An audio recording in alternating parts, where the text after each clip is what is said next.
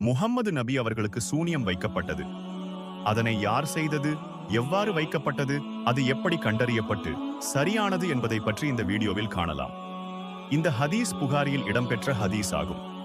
இந்த ஹதீஸை ஆயிஷா ரலியல்லாஹு அன்ஹா அவர்கள் கூறுகிறார்கள். இறை தூதர் அவர்களுக்கு சூனியம் செய்யப்பட்டது. இதையடுத்து தாம் செய்யாத ஒன்றை செய்வது போன்ற பிரமை அவர்களுக்கு ஏற்பட்டது. இறுதியில் ஒரு நாள் அவர்கள் என்னிடம் இருந்தபோது அல்லாஹ்விடம் உதவி கோரி பிரார்த்தித்துக் கொண்டே இருந்தார்கள். பிறகு என்னிடம், ஆயிஷா, விஷயம் தெரியுமா?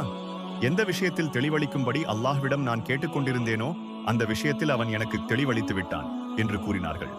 நான், என்னது இறை தூதர் அவர்களே என்று கேட்டேன். அதற்கு இறை தூதர் அவர்கள் கூறினார்கள், கனவில் என்னிடம் வானவர்கள் இருவர் வந்தனர்.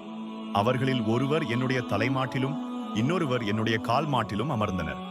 பிறகு அவர்களில் ஒருவர் மற்றவரிடம், இந்த மனிதரின் நோய் என்ன என்று கேட்க, மற்றவர், இவருக்கு சூனியம் செய்யப்பட்டுள்ளது என்று பதிலளித்தார்.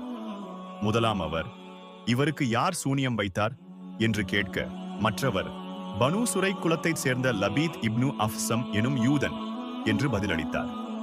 முதலாம் அவர், எதில் சூனியம் வைக்கப்பட்டுள்ளது என்று கேட்க, அடுத்தவர், சீப்பிலும் சிக்குமுடியிலும் ஆண்பேரீச்சம் பாளையின் உரையிலும் என்று கூறினார். முதலாம் அவர், அது எங்கே வைக்கப்பட்டுள்ளது என்று கேட்க, அடுத்தவர், துவார்வான் குலத்தாரின் கிணற்றில் என்று பதிலளித்தார். எனவே இறை தூதர் அவர்கள் தம் தோழர்கள் சிலருடன் அந்த கிணற்றுக்கு சென்று அதை கூர்ந்து கவனித்தார்கள். சுற்றிலும் பேரீச்ச மரங்கள் இருந்தன.